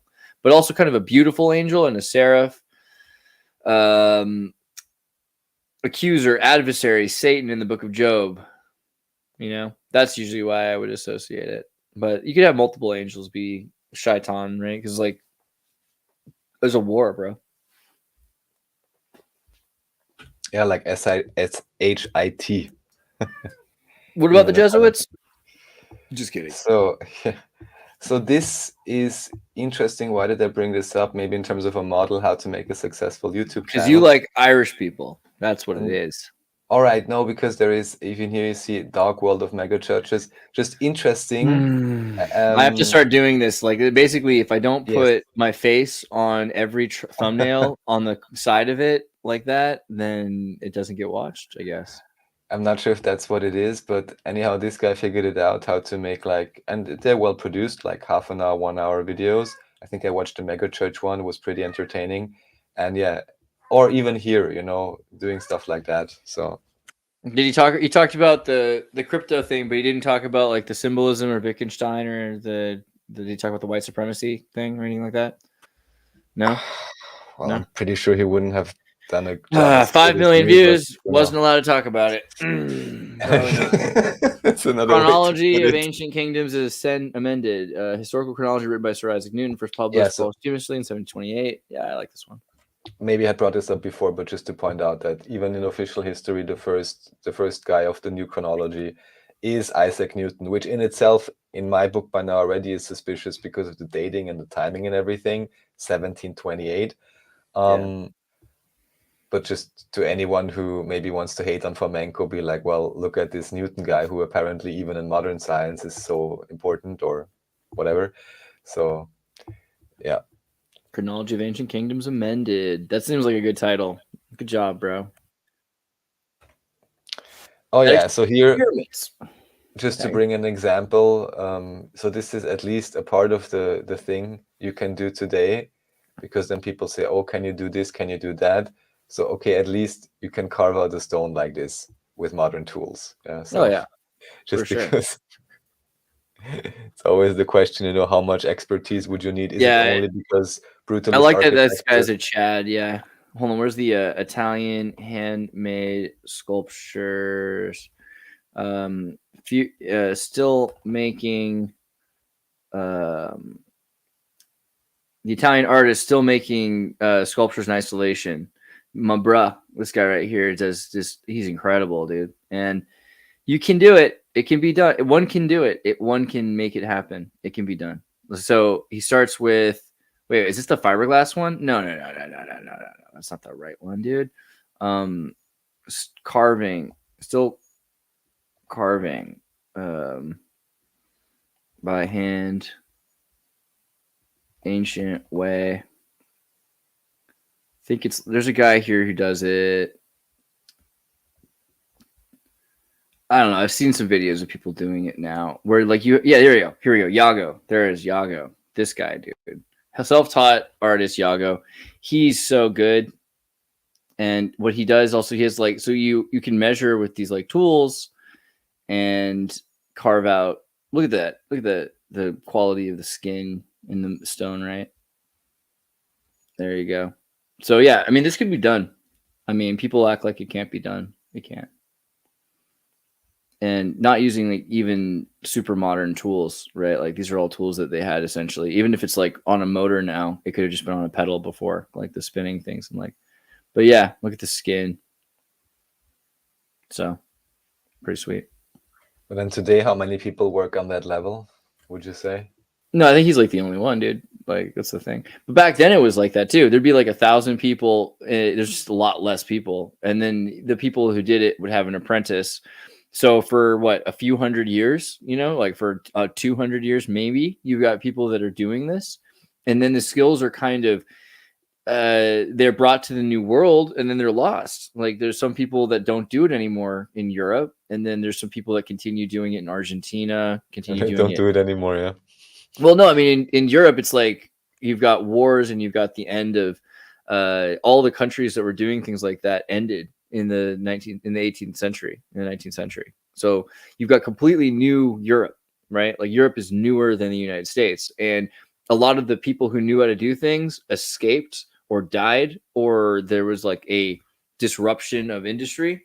And so a lot of these arts that were continuous, like stained glass windows and sculptures and things like that, they weren't being done for the 20 to 30 or 40 years between like 1870, 1890 to 1924, you know, even like when there was capacity to do those things, it was being shut down. So by the 20th century, it was over in Europe. Like you don't see that kind of art being made anymore. And then after World War II, the destruction of Dresden and all these places, you know, you still don't see those windows properly patched in, right? Like they still have just, yeah. I think ideologically, you don't have people that even want to see that anymore either. So, but you go to Argentina, right? And you go to like Bariloche, and you'll see stained glass windows that look like something out of, you know, 19th century Prussia being made in 1940s, 1950s, because these are people that have all escaped Germany and are, you know, they still have artistic skills. They have artisans that they've come with them, and they, you know, like that exists, but it's moved. How much deliberate destruction of skill and beauty? As much as possible. Appalling. Yeah. Okay, I think we're almost through. Let's see what else is there. Oh, this guy does. Oh no, I opened that. I thought you pulled it up, and I was like, wait, you already had a video on it. And here's our dreamboat, David Ewing Jr. DEJ. We should make a video cover that looks like American military secret agency. This is like Department of Energy and Justice, DEJ, and just be like DEJ, you know. And that might lure people in to watch it. Like, did you guys see what the DEJ did this week? And then just put that up. Yeah, so I guess I just brought this up because everyone should go watch this, and it's on your channel. So yeah, and because you had recently made it, that's the most recent interview that Andreas did with David. And even because I watched the recent interview we did with Leo Zagami, which of course is also great. And you even brought this up to him, I saw, at least the whole the symbolism. Right. I hope he looks into it, but let's see how this information will trickle down further. Yeah. Yeah. Next one is also, this is on Nachiketa's channel. Also shout out, also did a great job interviewing him. And yeah, there's a similar video also on my channel, basically where David is, however, showing how important it is to be very diligent with the translations, where does the dictionary come from, who actually wrote it for you. And it just seems, as he's shown in many presentations, I'm sure with you as well, many presentations on my channel also, that it just seems very often colonials have been playing around. And at least in one example, he even shows very clearly how you have Corpus Quran or something where supposedly you should have the proper wording of the Quran online. But then you hear to them sing, and you can clearly tell they're just start to add syllables and this and that. So it's a complete mess, but that just reinforces the idea that there is something relevant within that book or some relevant information. Otherwise, there wouldn't be so many people obfuscating it. Or now with the so-called Quranists, many people then sometimes, making up their own meanings and so on. And yeah, it's one thing, how should I say, to research and maybe speculate. But then when people maybe make claims and so on, then they can always say, oh, I found this great revelation and so on. But oftentimes maybe lacking the context. Yeah, it's a bit of a convoluted thing, but it seems to really be able to understand what this means. It would be important to speak with as many people as possible, that speak as many local dialects as possible to really understand the potential meaning, let's say, of the Quran.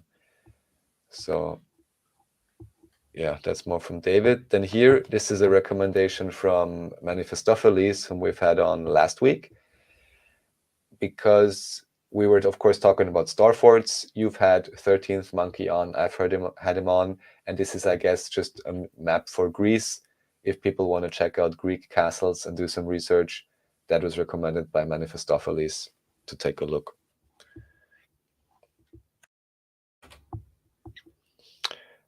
Yeah, End of the World we had, that's more for Manco. And this is a strange channel I recently discovered.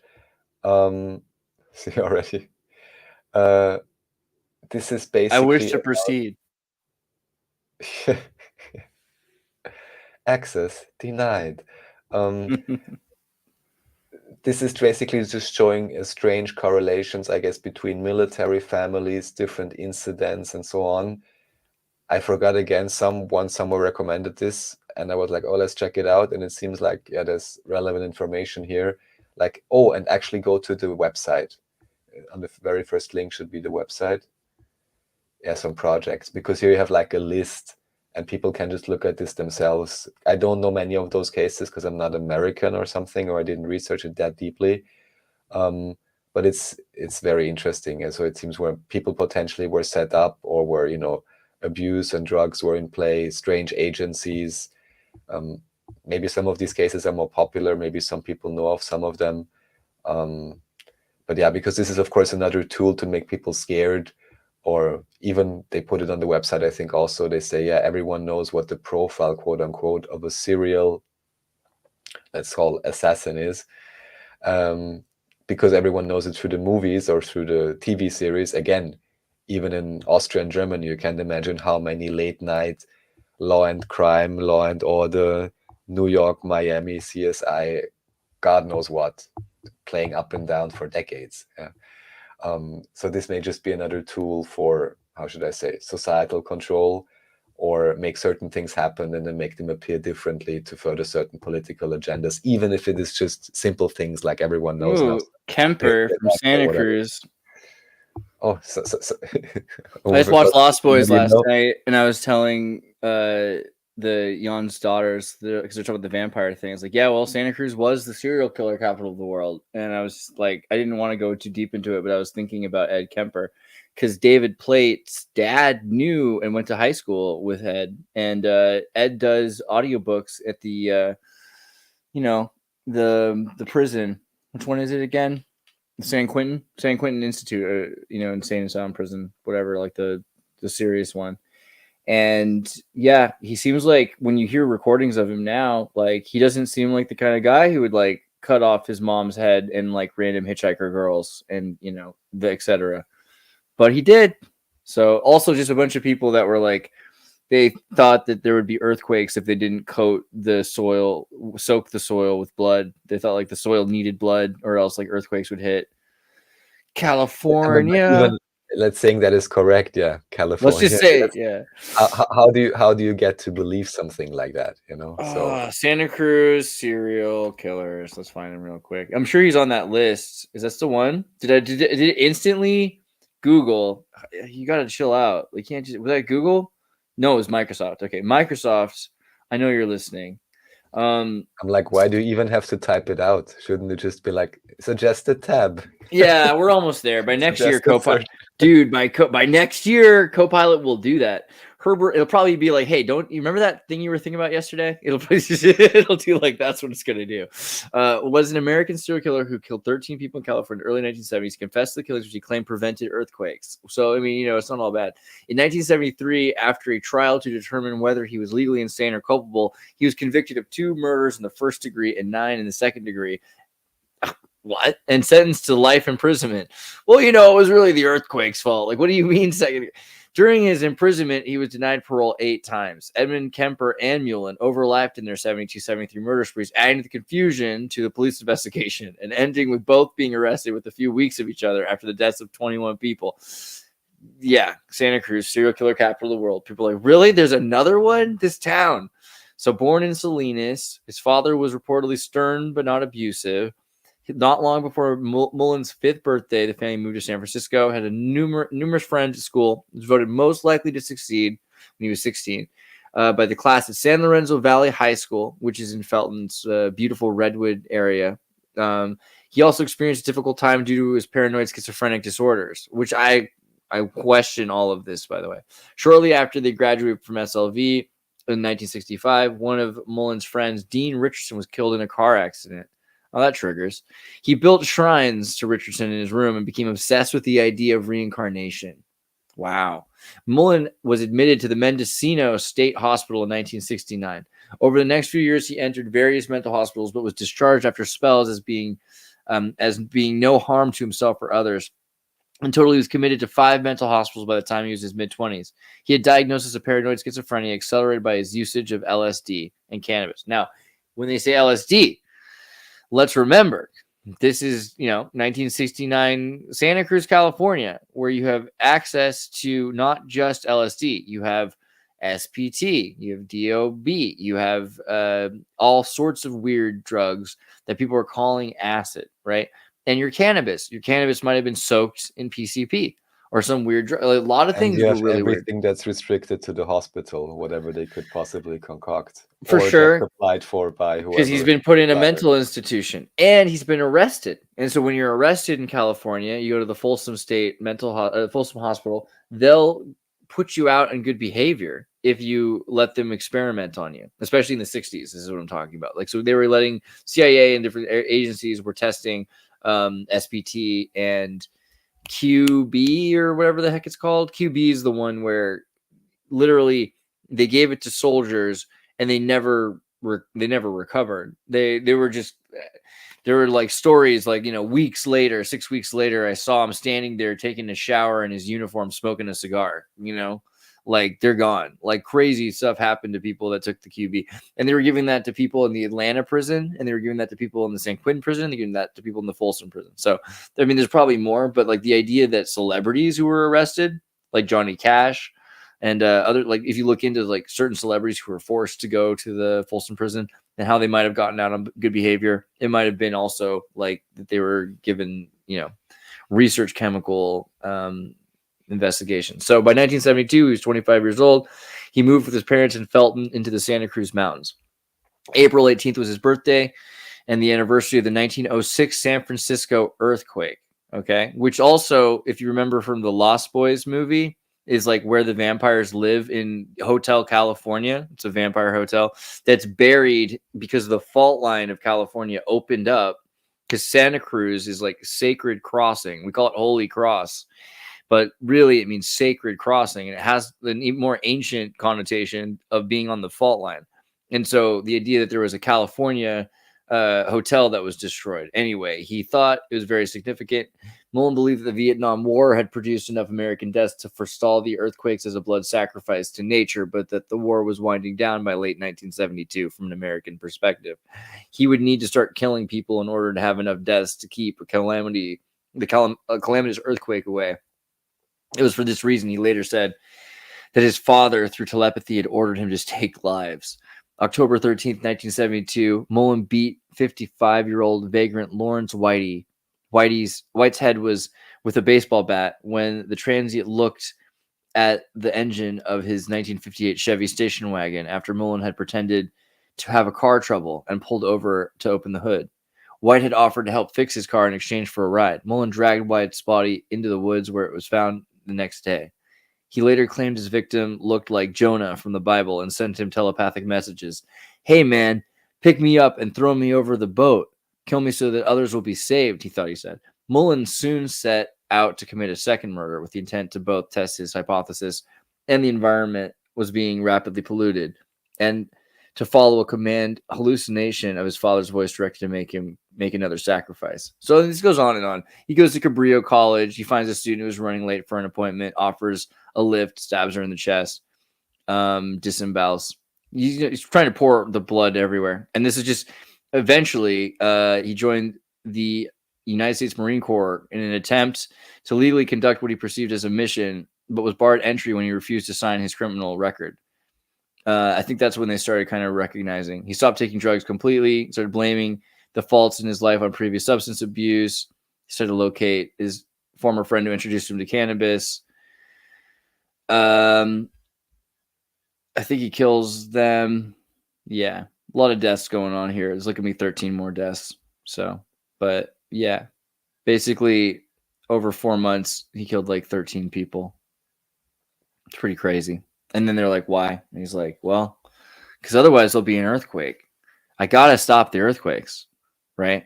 And so then they arrested him and stopped him from doing this. He's like, dude, you don't understand. If you don't let me do this, if I can't put blood on the soil, there's going to be this horrible, horrible earthquake. It might take a few years, but it's going to be just the worst possible thing. And they're like, sure, buddy, whatever. And then we had the San Andreas fault quake. He's like, I told you so. Like all of like, yeah. Yeah, I mean, given we don't know the exact extent of prediction of these natural events or artificiality of natural events, it can be a combination of. I mean, I don't think that soaking the soil with blood is going to help, but like it is kind of a funny coincidence. Yeah, that would be what I would. Well, but the thing is, you know, if I have the right vibration machine, I'll make people crazy and then even make it come true if I want to. So that's just what I'm saying, right? Yeah. Well, I don't know. That one. He died 2 years ago. Dang, bro. For some reason, I thought that's like a post stamp. But it does kind of look like it should be. In California, I wouldn't be surprised.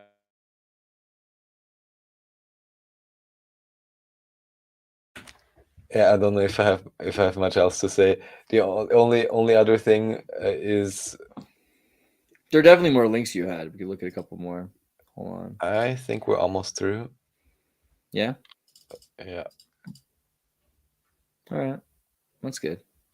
Well, today's Wednesday. I'm gonna do Wednesday Ultra later today. Didn't I just see one? There was one right there. Dar Raz 25. I don't think you showed this one. Oh yeah, that's maybe just another channel to check out, you know, because I'm adding them all to the list, right? Because talking about Moorish America, I still have to check it out properly. But since so very few channels even mention this topic at all, yeah, I always bookmark them. Oh, this looks good. It's got a lot of views too. And even you have like what I see in Moorish America, you have the Shriner connection also. So they also point that out. Oh, even here, astronaut Buzz Aldrich. See, there you go. We got to go deeper into the Shriners because Leo talked about the Shriners a bit, and like it was interesting. I don't know where he's coming from anymore because I don't know if he's become a Muslim or something or like what it is. He sounds like he's getting more like, you know, like Ewing also talks about Islam a lot. So I don't know where Leo's at, but he was trying to say like he didn't consider the Shriners to be true Muslims. And I think I want to like test that to an extent because I think of, you know, Degrassi, Islam, LGBT. There's that scene, man. Or, you know, there's this great scene in Degrassi Next Class. I know you all watch Canadian soap operas for teenagers, right? So you're caught up. I don't need to. Yeah, totally. I don't spoil. No spoilers. I like the UN logo in the back. What's going on here? Oh my god! So this is one of my favorite shows ever of all time. These are like some people watch The Days of Our Lives. I will watch Degrassi until I'm like. It's like what? Why they have a flat Earth map in the classroom?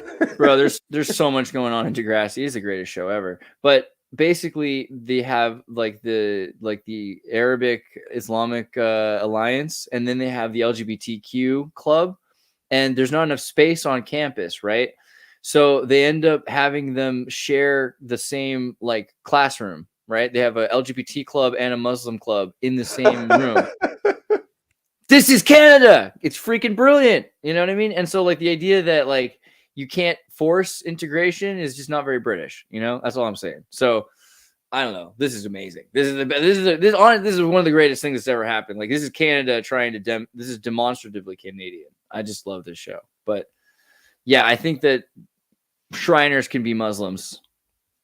You know what I mean? Well, that's all I'm trying to say. Look, honestly, it's very simple. Like where we're going, Shriners can be Muslims. I'm telling you, it's going to be crazy. It's true that they use what they found and at the same time are interested in creating a system to obfuscate, then yeah, I would also create a 33, 108, or 360 degrees where I tell people all kinds of stories. And then at the very top, maybe start telling them, oh, look, by the way, this is where we stole everything from.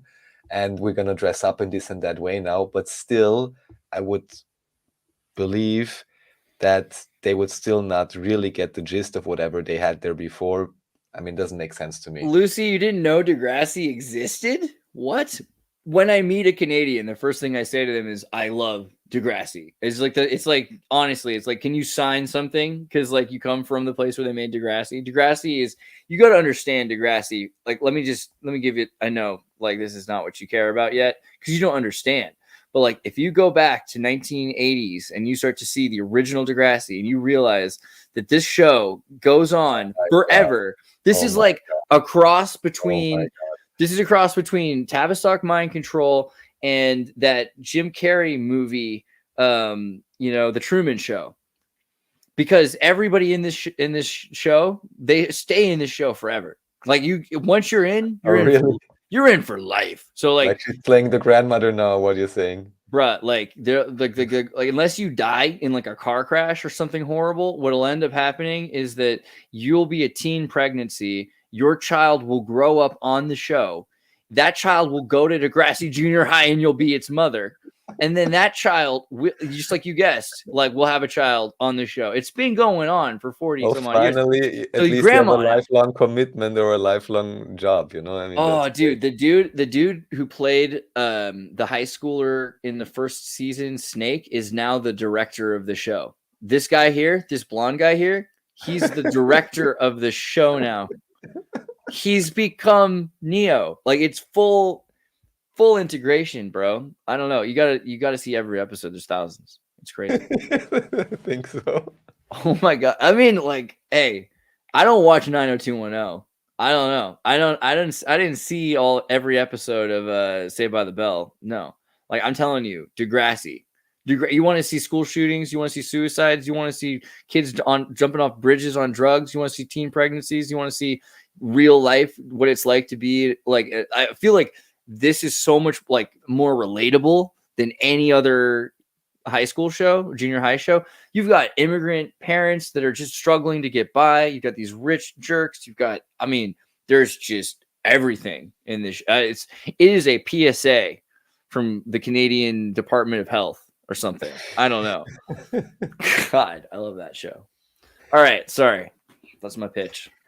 Oh, that's great. That's great. Would you say that the show is ahead of its time, or would you say it correctly depicts the time for what Both. Canada? Both. Mhm. Absolutely both. Both. Canada is was ahead of its time. Well, that's the other question, because Canada if that was already has been the progress stronghold, then of course they want to Canada broadcast was that beacon to the world, let's say, of Canada progress. was Canada. Okay, in the 1980s, America was kind of reaping the benefits, like reaping the fields, right? And so you had a lot of people that were saturated with wealth and people that were struggling, and there was a there's more and more. You can see how it led to now. There's more and more dynamic. There's a lot of excess, so people were living pretty well off Wonder Bread, whatever. But you go to Canada. Canada was a newly built society that was founded in 19th century infrastructure, but they had built new infrastructure. And all of a sudden you had new immigrants coming into Canada. So you had people from all over the world, people from every country that couldn't get into the United States that were dealing with, Soviet or, war or whatever, people that were chased out, people that were doctors, lawyers, scientists, engineers were chased out into Canada.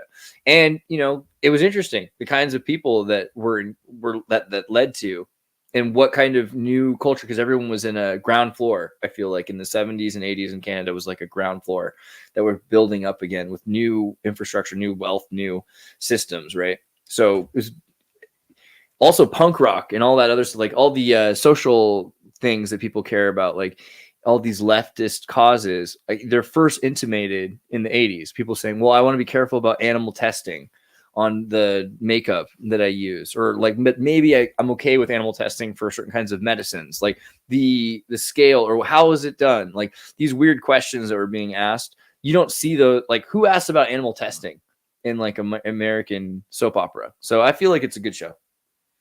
Yeah, so also, maybe I brought this up before, there's a strange correlation between the US and Canada in relation to Germany and Austria, just in terms of it's roughly 1/10 of the population. Of course, the landmass area for Germany, Austria is much smaller. Yeah. But to have like this strange, Austrians, I don't know, they are generally depicted as, well, hospitable, I guess, friendly. Well, depends. But yeah, I just thought it's interesting that you have this. It really just depends, because on the one you would say, oh, very hospitable. On the other way, you would say, oh, there is this type of humor and whatever. But generally, let's say they are regarded as a bit more sociable than Germans, actually. Yeah. Which I'm not sure this would match for Canada. But anyhow, except for Schwabians. Yeah, well, this, and then, but even just overall, this strange idea, like, why do you have this all nation partitioning, and then even already individuals would speak practically exactly the same language, and still you artificially partition them off? Of course, I'm sure there's a good official historic reason, because the Queen or the King didn't want to secede the North part. Or how did Canada even officially get away with this? I don't even know the story, so I'm completely ignorant. But I mean, they're still part of the. They're still part why of is Canada not simply part of America, of the US? I mean, it's because it's a better question is, why did Britain permit the United States to happen? Because the United States isn't like, oh, we won a war, like it's stupid to pretend that. Like we had Thomas Paine's anti-disestablishmentarianism and Common Sense Manifesto, which was really popular in Britain. And they started realizing that to have an effective trading partner in the West, it would make more sense for America to be a corporatist alliance rather than run by, colonialist monarchy led to nepotism. They just realized this type of communist capitalism is more effective than no, it's Dutch corporatism. Dutch corporatism was already functioning that way. And the King of England, Charles II, had lived in the Netherlands. And so he was completely pro-Dutch in a lot of ways. Like he thought of the Dutch as like, and they were better. They are better, like if you look at Holland compared to England, it's like there's a lot of reasons why culturally it was cleaner, it was more tolerant. They allowed for, it was just a different kind of society altogether. So the British were realizing, hey, we can't necessarily trust our complete new government. What if we, try part of it? Like so there's a line drawn. Right, we're not going to have anything above here be, part of this like the Virginia Corporation kind of project. That will still be Canada. Like Canada will still be part of the European, like part of the Royal British Empire.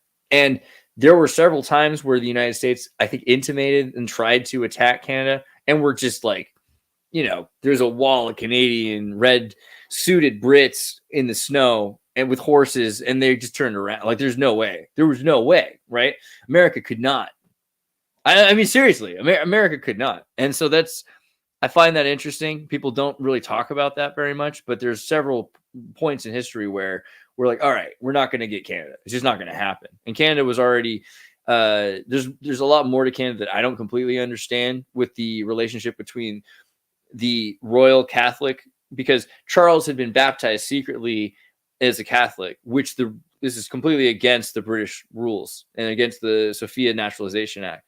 But Canada has this huge section which is French. And I think that's essentially because of the Jesuits. Like, the Jesuits, through Charles, were trying to figure out what they could do to keep in power during Jesuit suppression period. And so they had checks and balances. Jesuits were never banned in the United States, and they had super strong power centers in Canada. So obviously, like, French Canadian Jesuit metaphysics, all that stuff, it's like as important as Iranian Sufism is probably French Canadian Jesuit metaphysics. It's some of the most important stuff in the world, but it's isolated and safe, and it's in a language that not everybody speaks in the region.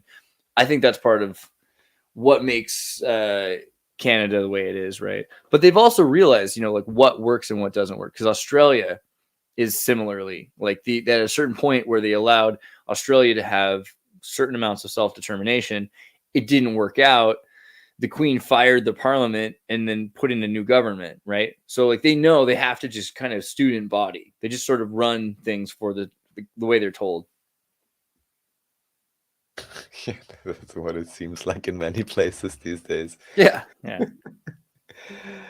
Awesome. Well, thank you. I think that's all in terms of somewhat structured information I have to present. This is Snake. His name is Snake. That's what they called him. Imagine the high school principal. He's also the principal. So, okay, he was.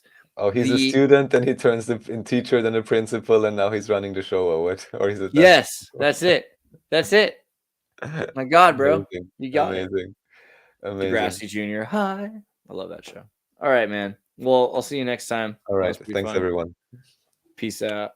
Wait, which is the video to play? Where is it? Pick one. Outro one. Let's see. It's like missing. Oh, there it is right there. No, wait, is it? It's not it. There it is. This next story has been suppressed by mainstream media. Let's go to Andreas for more. Everybody, tune in to Recent Tartarians. Recent Tartarians.